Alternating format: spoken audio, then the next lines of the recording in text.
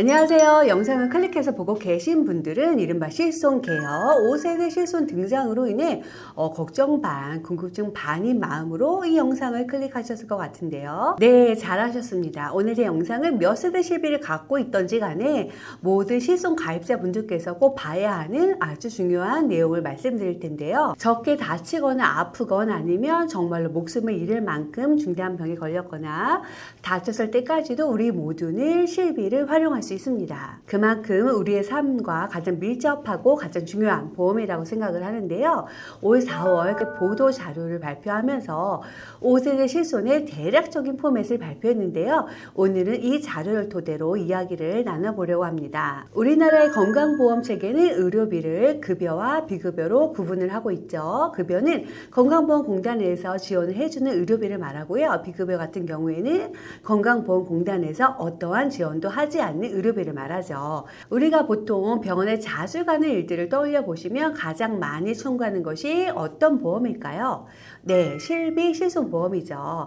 다들 공감하시겠지만 건강보험공단에서 지원을 안 해주는 비급여 항목까지도 보장을 받을 수 있는 목적으로 가입하는 것이 바로 이 실손보험이니까요.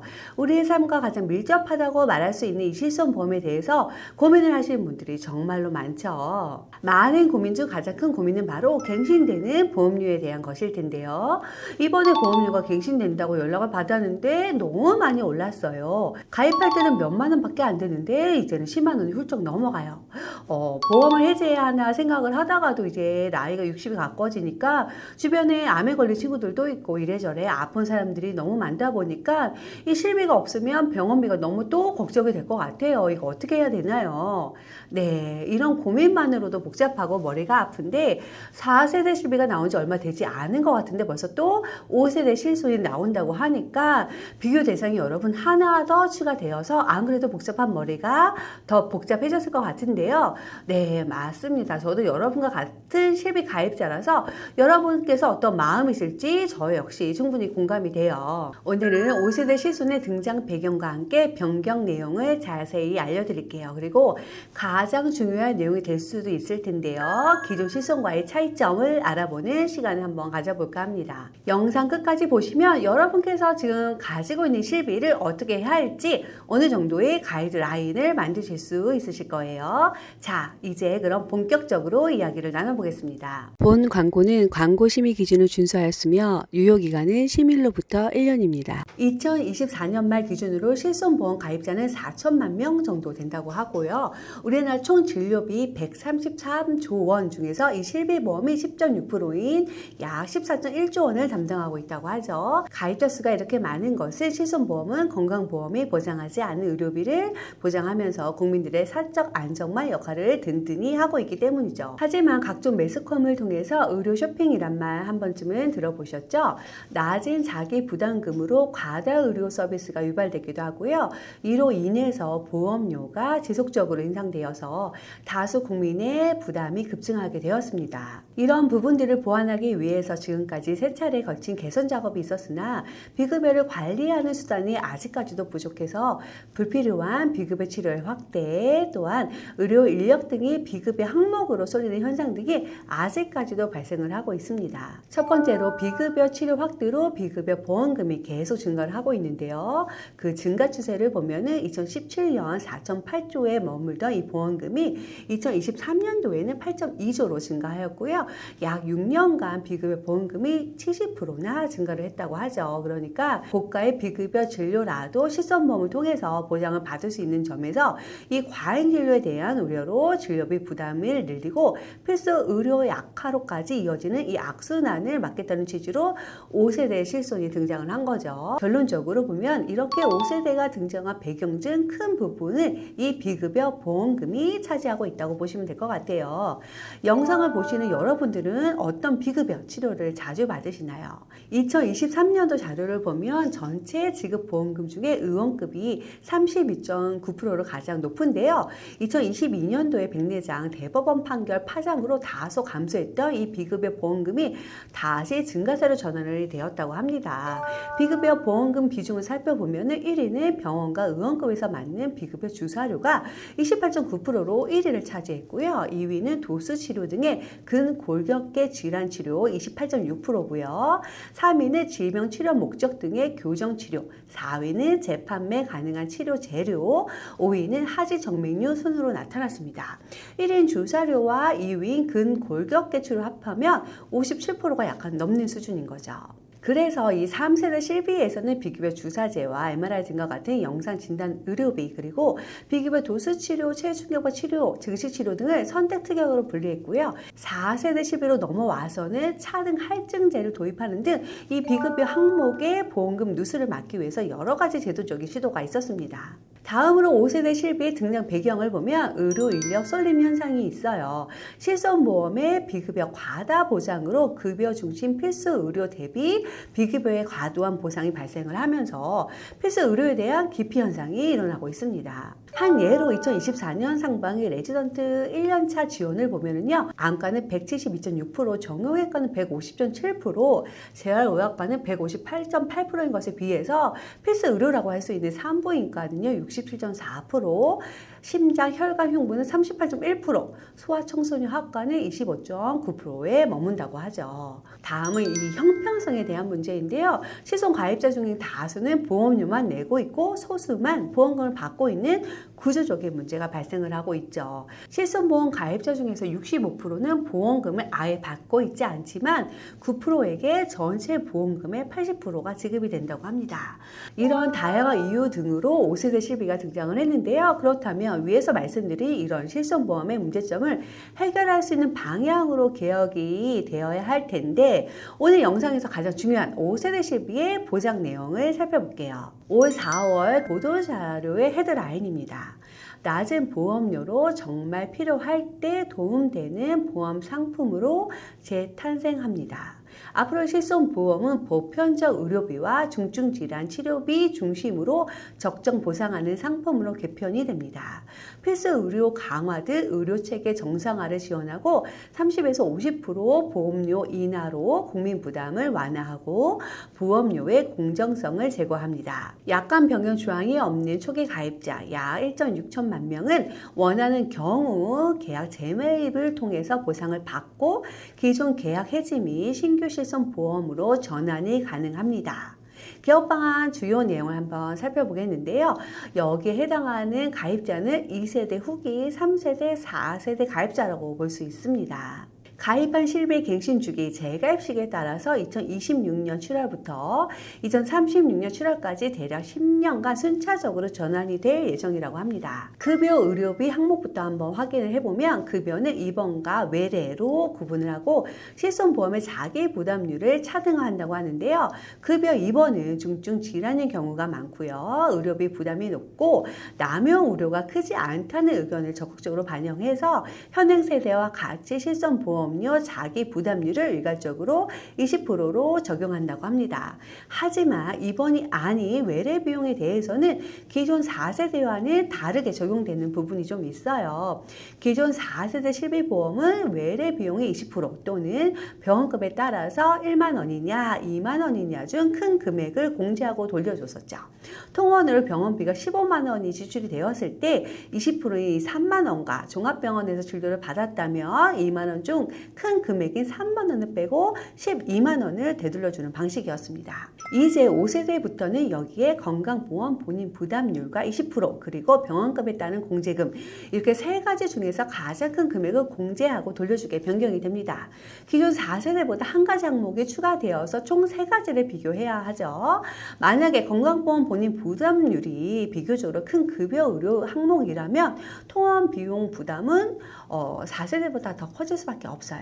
예를 들어서 내가 급여 통원으로 종합병원에서 20만 원 지출을 했다고 한번 해볼게요. 그런데 이 의료 항목의 건강보험 본인 부담률이 60%라고 가정을 해볼게요. 그럼 4세대 기준으로 하면 20만 원 중에서 20%인 4만 원을 빼고 총 16만 원을 돌려받게 되죠. 근데 5세대부터는 20만 원에서 건강보험 본인 부담률이 60%, 12만 원을 빼면 8만 원만 보상을 받을 수가 있는 거죠. 그만큼 통원을 한 다음에 한다면 급여 의료 부담은 좀 늘어날 것으로 예측이 됩니다. 다만 그나마 조금 다행인 점은 임신 출산에 대해 급여 의료비를 보장해 준다는 건데요. 그동안 보장에서 제외되었던 임신 출산과 관련된 급여 의료비를 실손보험의 보장 범위를 확대하여서요. 저출생 시대의 임신 출산을 두껍게 보장한다고 합니다. 다음으로는 참 말 많은 비급여 의료비에 대한 개혁 내용입니다.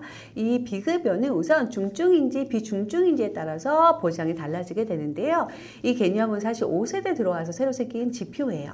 중증 질환에는 국민건강보험에서 정한 암, 뇌혈관, 심장혈관 질환, 희귀 난치성 질환 등 이 산전특례 제도의 대상에 포함이 되는 질환들을 말합니다.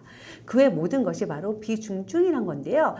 사실 개인적인 생각으로는 산전특례 제도를 받지 않은 그 외 모든 질환을 비중증으로 구별하기에는 저는 사실은 다소 무리가 있어 보이긴 해요. 산전특례를 받게 되는 중증 질환의 경우에는 기존 4세대 시비와 동일하게 입통원 합쳐서 연간 5천만 원 한도로 보상을 하고요. 입원 시에 자기부담률은 30%, 통원 시에는 의료비 30% 아니면 3만 원 중에서 큰 금액을 공제하고 회당 20만 원까지 한도로 보장을 해줍니다.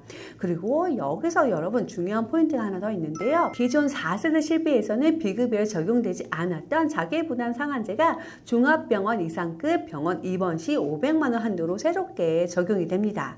종합병원 이상급이란 것은 종합병원을 포함한 상급 종합병원까지를 포함하고 있는데요. 4세대 실손은 비급여 항목에 자기부담 한도가 없어서 이 부분에 대한 염려가 있으셨을 것 같아요. 하지만 이번 개혁안을 통해서 비급여 중증에 대해서 종합병원 이상급에서 입원 시 500만 원이라는 커트라인이 생기게 되었습니다. 기존 2세대, 3세대 시비에 자기부담 한도가 200만 원이었던 점을 고려하면 조금 아쉽진 하지만 그래도 개인적으로는 500만 원이라도 자기부담 한도가 생긴 거는 정말 다행이라고 생각을 합니다. 아무튼 정리를 해보면 비급여 중증일 때 기본 4세대보다는 보장이 좋아졌다라고 볼 수 있을 것 같아요. 다른 항목들은 모두 동일하고 거기에 자기부담 한도 기능이 추가가 된 거니까요. 하지만 여러분 이제부터 좀 더 집중해서 들으셔야 돼요. 5세대 시비의 가장 큰 변화는 바로 비급여, 비중증 의료비인데요. 보장 한도가 기존 5천만 원에서 연간 1,000만 원으로 대폭 축소가 되었습니다. 그리고 기존에는 없었던 입원 시 회당 300만 원까지는 한도가 또 새로 생겼습니다. 그리고 입원을 하게 되면 자기부담률이 50%가 되는데요. 이는 기존 30%에서 20%나 증가된 수치죠. 또 통원을 하면 회당이 아닌 일당 20만 원으로 적용되는 바람에 하루에 2번 이상 통원 치료를 받더라도 20만 원이 넘어간다면 한 번밖에 보장을 못 받게 변경이 됩니다. 저는 사실 이 차이도 크다고 생각을 하는데요. A병원에서 치료를 받았고 치료비가 20만 원 나왔습니다. 그런데 이 치료 내용이 불만족스러울 수 있잖아요. 그래서 바로 B병원으로 가서 치료를 받는다고 하면 이때도 지급이 안 된다는 거예요. 5세대는요. 이렇게 일당 최대 20만 원만 쓸 수 있게 변경이 되었습니다. 여기에 추가로 자기부담금도 비중증 비급여 통원 의료비의 50% 또는 5만 원 중 큰 금액을 공제하도록 변경이 된다고 합니다. 여러분께서 보시기에도 가장 큰 변화가 바로 비급여 비중증 항목이라고 생각이 드실 텐데요. 추가로 면책 사항에도 여러분 변화가 있습니다. 이 사항도 매우 중요한데요. 면책 사항도 3대 비급여 항목이었던 도수치료, 체외충격파, 근골격계 치료와 비급여 주사제가 면책 대상에 포함이 되었습니다. 이 말을 풀어보면 비중증일 때 비급여 치료 중에서 보험금 누수가 큰 이 두 가지 항목을 보장하지 않으면서 불필요한 보험금 누수를 잡겠다는 뜻으로 해석이 될 수도 있을 것 같아요. 아까 보셨듯이 비급여 항목 중 큰 부분을 차지하는 것이 바로 비급여 주사와 근골격계 치료였으니까요. 여러분 급여에 비급여에 중증에 비중증에 좀 복잡하고 어렵죠. 한 줄로 정리를 해드리면 급여 의료비는 입원 시에는 4세대 시비와 동일하게 유지가 되고요. 외래 의료비는 건강보험 본인 부담률 또는 20% 또는 만 원과 2만 원 중 큰 금액을 공제하는 걸로 다소 불리하게 변경이 되었습니다. 단 임신 출산 질환에 대한 급여 의료비는 보장이 가능하도록 확대가 되었습니다. 비급여 의료비는 중증 환자의 경우 4대 실비와 보장이 동일하고 종합병원 이상급 병원에서는 자기부담 상한제 500만 원이 신설되었습니다. 반면에 비급여 의료비 중에 비중증 환자는 전체적으로 보장이 대폭 축소가 되었는데요.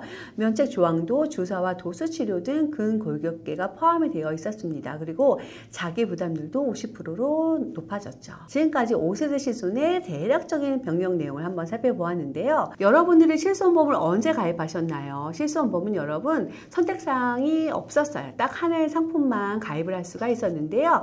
여러분께서 가입한 그 시기에 따라서 세대가 바뀔 뿐인 거예요. 간혹 내 친구는 왜 자기부담률이 10%인데 나는 왜 더 높아요? 나 나쁜 걸로 해준 거 아니에요? 라고 말씀을 하시는 분들이 종종 있으신데요. 이건 여러분 친구분보다 늦게 실비를 가입해서 이런 차이점이 나는 거예요. 자기부담금은 세대를 거듭할수록 높아졌으니까요. 실손계엄 5세대의 실비에 등장하면서 기존 실손 가입자를 두 그룹으로 나눌 수가 있습니다. 첫 번째 그룹은 1세대 가입자와 2013년 4월 그러니까 2세대 초기 가입자분들이에요. 이분들은 약간의 재가입에 대한 내용이 없습니다. 보험료만 갱신되면서 계속 내가 원할 때까지 동일한 보장을 받을 수가 있어요. 이런 분들은 엄연히 약관 변경에 대한 조항이 약관에 명시가 되어 있지 않아서 계약 만기까지 개정된 약관 적용이 불가한 거죠. 내가 유지할 수 있다면 보험 만기 때까지 그대로 유지할 수 있는 건데요.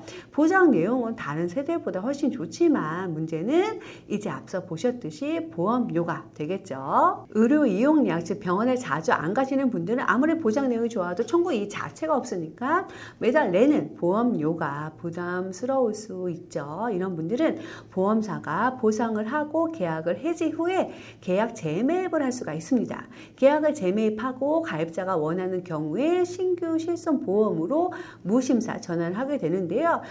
여기서 이제 또 하나의 문제가 발생할 수 있죠. 바로 보상에 대한 것이겠죠. 그래서 얼마를 주고 매입을 할 건데에 대한 내용인데요. 이에 대한 구체적인 실행 방안은 추가로 논의를 한 후에 올해 하반기에 발표가 될 예정이라고 합니다. 두 번째 그룹은 2013년 4월 이후에 가입하신 분들은 약관에 재가입에 대한 내용이 명시가 되어 있습니다. 앞서 말씀드렸지만 이건 여러분의 선택사항이 아니었어요. 재가입 조건이 있는 실비가 판매될 때 여러분께서 가입을 하신 거니까요. 이런 분들은 어쩔 수 없이 갱신 주기가 오면 자동으로 약관이 변경되는 구조여서 누구는 좀 더 빨리, 누구는 좀 더 있다가 변경이 되지만 결과적으로는 모두가 변경된 실비로 갈아탈 수밖에 없습니다. 이번 계약안을 보고 합리적인 개혁이다 라고 말씀을 하시는 분들도 있지만 부정적인 의견을 주시는 분들도 많은데요. 여기서 이제 여러분께서 고민을 해봐야 하는 거는 그래서 내가 가지고 있는 실비와 차이점이 뭔데 어떻게 다른데 이 점이 사실 가장 중요한 부분이겠죠. 왜냐하면 이 차이점을 알아야지만 전환을 할지 아닐지 아니면 전환도 지금 할지 갱신 주기가 다 될 때까지 기다렸다가 할지를 여러분께서 결정을 하실 수가 있으니까요. 지금부터는 기존 각 세대별 실비의 특징을 말씀드릴게요. 먼저 1세대 실손입니다. 실비보험이 처음 등장한 2000년대 초반부터 표준화 이전이 2009년 7월이나 8월 정도까지 가입을 하신 분들이고요. 3년 혹은 5년 갱신형이고 정말 드물게 비갱신형으로 실비를 판매한 적도 잠깐 있었습니다. 재가입 주기가 없다 보니까 갱신할 때마다 보험료는 오르지만 원한다면 1세대 조건 그대로 계속해서 유지를 할 수가 있는 장점을 가지고 있죠. 보장 한도는 이번은 3천만 원에서 1억 원까지, 통화는 10만 원에서 30만 원까지 표준화 이전이었기 때문에 회사마다 이렇게 상품마다 조금씩 차이가 있는 거예요. 입원을 하면 자기부담금이 없이 100% 보장을 받을 수가 있고요. 통원의 경우에도 조제비 합쳐서 자기부담금이 5천 원 밖에 되질 않습니다. 기준이 명확하지 않았던 때인 만큼 회사에 따라서 보장 내용의 차이가 있는 거 1세대 실비 특징인데요. 이때 상해 실비로 일반 상해 의료비를 가입하신 분들은 상제나 자동차 사고에 대해서 50% 중업 보장 받을 수 있는 거 다 알고 계시죠? 통원하셔도 최대 한도까지 보장을 합니다. 자기부담금도 없고 치과는 한방치료까지도 보장이 가능할 정도로 정말 장점이 많은 보험인 거죠. 다음은 2세대 실비입니다. 2009년 10월 모든 회사의 약관이 표준화로 통일되었고요. 이 표준화 이후 실비는 가입 시기 판매기가 동일하며 보장 내용 역시 모두 동일하다고 보시면 됩니다. 2세대 실비의 경우에는 2017년 3월까지 판매가 되었는데요. 판매 기간이 긴 만큼 이 기간 동안 몇 차례 부분 변경이 있었습니다. 대표적으로 2014년 4월 이전까지는 3년 갱신 주기였던 것이 1년으로 짧아졌고요. 15년 재가입 주기가 생겼습니다. 이 재가입 주기가 무슨 말이냐 하면은 이후에 가입하신 분들은 모두 가입한 지 15년이 되는 이 시점이 되면 판매하고 있는 이 실비로 무조건 재계약이 된다는 것을 뜻하고요. 이제 실비를 유지하고 싶어도 15년 뒤에는 그럴 수가 없다는 것을 말하죠. 예를 들어서 내가 2013년 5월에 실비를 가입했다. 그럼 2028년 5월이 되면 그때 기준의 새로운 실비로 재가입을 해야 된다는 거죠. 이제 이렇게 2013년 이후 가입하신 분들께서는 15년이 지나 2028년이 되면 이제 나온 5세대 실비로 자동 재계약이 되는 것입니다. 이분들은 5세대 실비 변경 내용을 잘 이해하고 관심을 가지고 있으셔야 되겠죠. 2세대 실비의 변경이 된 또 다른 부분은 2015년 9월에는 입원에 대한 비급여 자기 부담금이 10%가 늘어났습니다. 그래서 비급여에 대한 자기 부담금이 20%가 된 거죠. 그리고 이제 2017년 4월부터 2021년도 6월까지 3세대 실비가 등장을 했는데요. 급여 10%, 비급여 20%가 본인 부담금이 발생을 하고요. 후반기에는 2세대 실비와 3세대 실비 내용이 거의 비슷하지만 크게 다른 점이 딱 하나 있죠. 바로 비급여 청구 중에 많은 비중을 차지했던 도수치료, 주사로, MRI, 비급여 3종으로 별도 분리를 했다는 점인데요. 보시면 3세대 비급여 항목의 자기부담금은 20%고 3종의 비급여에 대한 이 자기부담금은 10%가 높은 30%를 부과하게 됩니다.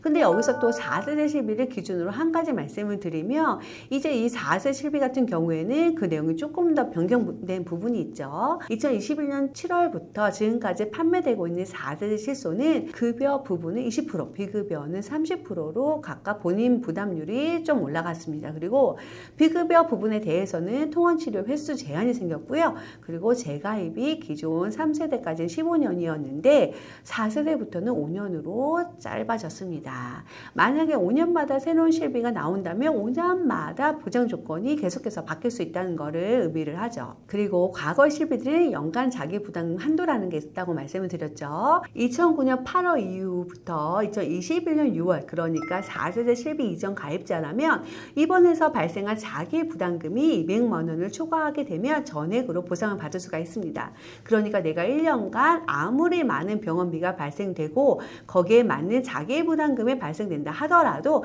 내가 최대한 내야 하는 연간 자기 부담금은 200만 원이 전부란 거예요. 예를 들어서 2012년 실비보험을 가입한 사람이 있어요. 입원을 해서 치료를 받았는데 병원비가 5천만 원 나왔습니다. 자기 부담금이 10%라면 5천만 원을 청구했을 때 원래 5천만 원은 10%인 500만 원을 제외하고 4,500만 원을 되돌려 받아야 이게 맞는 계산법이죠. 그런데 연간 자기 부담금 한도 200만 원을 초과했으니까 5천만 원 중에서 4,800만 원을 되돌려받게 되는 겁니다. 근데 여기서 4세대 실비를 기준으로 한 가지 말씀을 드리면 과거에 말씀드렸던 이 실비와 내용 조금 바뀐 게 있는데요. 원래 과거에 가입한 실비의 경우에는 급여와 비급여를 모두 합산한 자기 부담금 한도가 200만 원이었다면 이제 4세대 실비 같은 경우에는 그 내용이 좀 바뀌었습니다.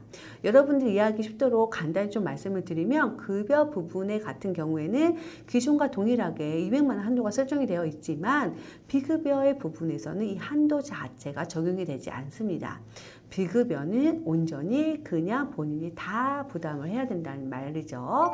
또한 1, 2, 3세대 실비를 제외한 이 4세대 실비 경우에는 2024년 7월부터 보험료 차등제가 도입이 되었습니다. 비급여 청구를 많이 하시는 분들은 최대 300%까지 보험료가 할증이 될 수도 있다는 얘기예요. 앞서 말씀드렸죠. 전체 가입자 9%가 보험금 중에 80%를 수령한다고 했잖아요. 이런 형평성의 문제를 해소하고자 2024년 7월부터 실손보험에 보험료 차등제가 적용이 되었습니다. 그러면 도대체 보험료가 구체적으로 어떻게 올라가는지 이 부분도 정말 궁금하시죠? 병원을 자주 다니시는 분들은 이 내용을 모르고 계시면 생각보다 꽤 많이 보험료 할증을 받으실 수 있어서 꼭 기억을 하고 계셔야 돼요. 1년 동안 비급여로 인한 실손보험금을 100만 원 이상 150만 원 미만으로 탄 경우에는 비급여 보험료가 100%, 즉 2배 할증이 됩니다. 또한 1년 동안 150만 원부터 300만 원 미만으로 타셨다면 보험료는 200%, 300만 원 이상 탔다면 보험료는 300%, 즉 4배가 할증이 된다는 거예요.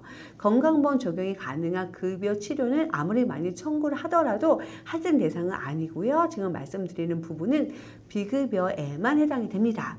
내가 받은 치료가 급여인지 비급여인지 헷갈려 하시는 분들이 간혹 계세요. 병원 진료비 세부 내역서를 보시면 급여와 비급여가 구분이 되어서 나와 있을 거예요. 병원비 전체 금액이 아니라 저렇게 비급여에 해당하는 청구 액수가 일정 금액을 넘어가면 할증이 붙는다는 뜻이에요. 반대로 병원을 자주 가지 않아서 청구가 없는 분들은 보험료를 반대로 할인을 시켜주는 경우도 있습니다. 금융위원회 보도자료에 따르면 전체 가입자의 62.1%가 할증이 아니라 할인 대상자로 추정을 하고 있다고 하죠. 이것만 봐도 실손보험을 가입은 했는데 잘 활용하지 않으시는 분들이 이렇게나 많다는 거 우리가 알 수 있어요. 자, 오늘은 이렇게 곧 나올 5세대 실비 등장 배경과 보장 내용 그리고 기존 실비들의 특징을 알아보는 시간을 한번 가져보았는데요. 이어서 좀 더 구체적인 내용이 나오면 발빠르게 여러분께 알려드릴 테니까 좋아요, 구독 부탁드립니다. 오늘 영상 잘 보셨나요? 보험 가입하실 때 여러분께서 최선의 선택을 하실 수 있도록 30여 개의 회사들을 비교 설계하고요. 약관 분석을 통해서 도움드리고 있습니다. 현재 내가 가지고 있는 보험에 대한 조언 및 컨설팅 그리고 전반적인 관리가 필요하다고 생각하시는 분들은 상담 신청 링크를 걸어놨으니까 언제든지 연락 주시기 바라고요. 오늘 내용 도움 되셨다면 좋아요, 구독 부탁드립니다. 감사합니다. 본 광고는 광고 심의 기준을 준수하였으며 유효기간은 심의일로부터 1년입니다.